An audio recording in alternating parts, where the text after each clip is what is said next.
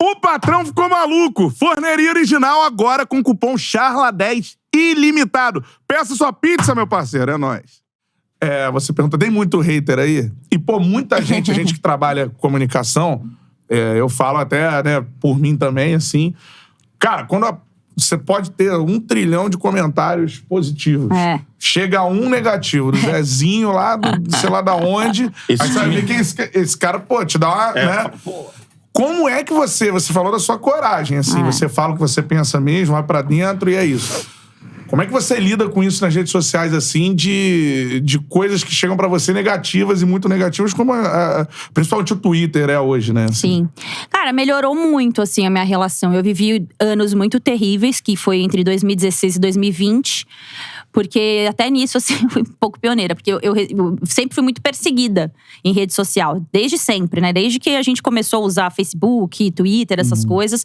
Eu nunca abdiquei das minhas opiniões, assim. Porque eu acho que o lugar de opinião, ele existe pra todo mundo, né? E é curioso porque as pessoas sempre levam muito pra esse caminho de… você não pode opinar. Como assim? Essa garota tá falando do meu treinador, tá falando do meu time, tá falando… E eu lembro que em 2009, 2010, quando começou o Twitter, assim… Um colega nosso de imprensa falou assim pra mim, você não vai chegar muito longe com esse seu jeito. Você já viu alguma mulher fazendo essas coisas que você faz? E aquilo pra mim me atingiu muito. Eu falei, quem esse cara pensa que é pra falar que eu não vou chegar em lugar nenhum? Caraca. Eu não quero, eu só quero ser eu. Assim, eu nunca quis ser comentarista. Eu nunca achei que eu ia ser uma comentarista da Globo. Pra mim, eu queria ser igual o Mauro Naves. Eu queria ser repórter pro resto da vida, assim. Nunca me imaginei comentarista. Mas eu vivi um período muito trash de 2016 até 2020, que foi quando começou esse perfil de perseguições em redes sociais, assim, de nome parar no Trend Topics, de ofensa, de ameaça de morte. Eu lembro que ameaça de morte? Sim. Chegou assim. Eu lembro que eu recebi uma foto de um cara fazendo xixi na minha foto. Ele mandou uma foto dele fazendo xixi na minha foto. Tá de brincadeira. Já era jornalista? Já. E eu ainda não era contratada na TV Globo, eu era frila, eu fazia participações em seleção. E aquilo pra mim, eu fiquei um pouco impressionada. Eu não tive medo do que aquele cara postou, mas eu falei, cara, as pessoas não gostam de mim. E isso é muito louco, né? Você lidar com isso, que você tem muita gente que gosta e tem muita gente que não gosta. Você lidar com a rejeição é muito difícil. Porque aí você começa, o que eu posso fazer para as pessoas gostarem de mim? E isso dá mexe, porque assim, ao mesmo tempo que eu tenho minha personalidade, que eu quero impor minhas opiniões, falar sobre o que eu penso, ao mesmo tempo eu falo, nossa, o que eu posso fazer para as pessoas gostarem de mim?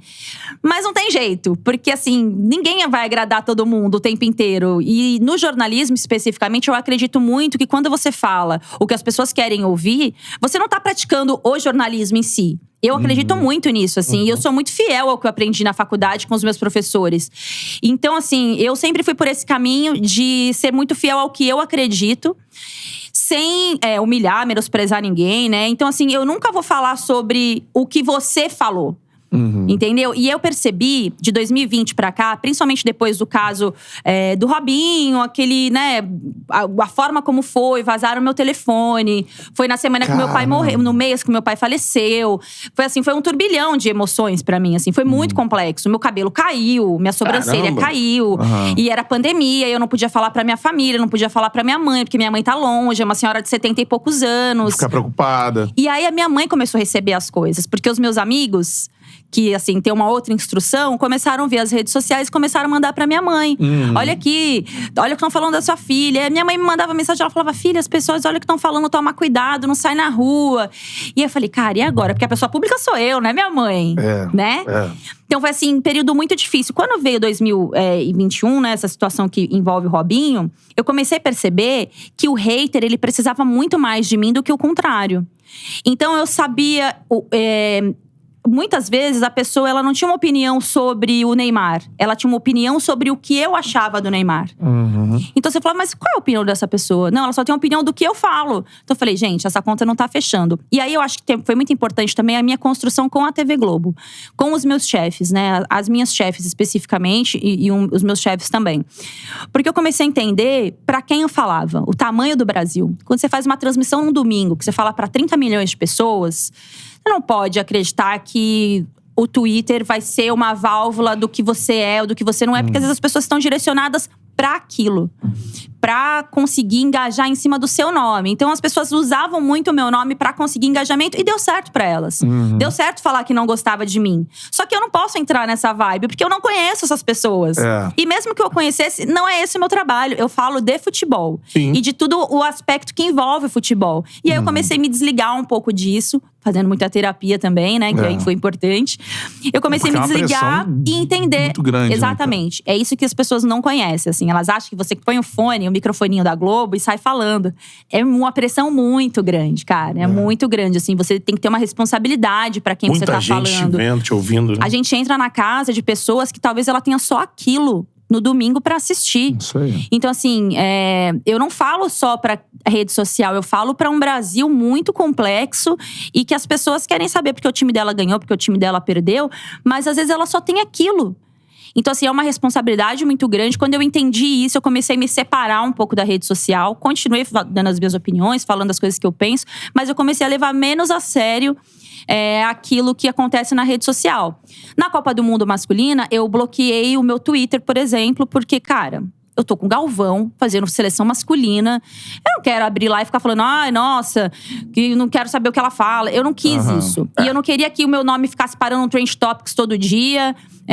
Não queria não, porque eu não vi se parou. Mas eu não queria que isso ficasse chegando e me viciando. Porque eu tava do outro lado do mundo, sozinha. Fazendo uma Copa do Mundo, uma responsabilidade gigantesca. Ocupando um lugar onde nenhuma mulher ocupou até então. Desfrutar isso aí. É isso aí. Cagar pra essa porra. É isso aí. Foi essa a conclusão que eu cheguei. Eu falei, Tempo não. do cara que tá em casa lá frustrado, te Eu falei, cara, criticando. eu quero desfrutar de ser essa Copa do Mundo. E foi exatamente o que eu fiz. Lógico. Foi exatamente o que eu fiz e a minha vida mudou. Hoje em dia, cara, o hater é uma coisa muito dele. Eles entram lá na minha rede, xingam, lacradora, não sei o quê. Eu, assim, bloqueio uns, outros eu deixo. Mas hoje a minha relação com eles não existe mais, assim. Eu não sofro mais como eu sofria, de acordar chorando de madrugada e olhar no Twitter pra ver o que estavam falando de mim.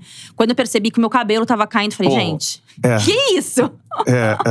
Que mundo é esse? Que a gente tá caminhando pra onde? E aí eu comecei a fazer meus tratamentos, cuidar da minha cabeça, do meu corpo, do meu trabalho. Estudar muito. Todo mundo erra, né? Mas o nosso erro, ele é 10 vezes mais… tem muito mais atenção. Isso aí. Chama muita atenção. E é isso, cara. E é do jogo. Então, pra galera… Twitter não sabia se vai durar até amanhã. Pô, sério. Viva o trade, né? Agora bora! Mas essa é uma discussão muito boa, assim, diversos pontos, né? É uma assim, loucura isso. Porque a primeira coisa é essa que você falou, assim. Eu converso com a galera também que… o cara tem não sei quantos seguidores no Twitter, sei que lá, blá, blá. E a galera começou a enxergar dessa forma. Cara, porque o Twitter, pra galera que trabalhava e, tipo… Né, porque você vai crescendo, gera ali um…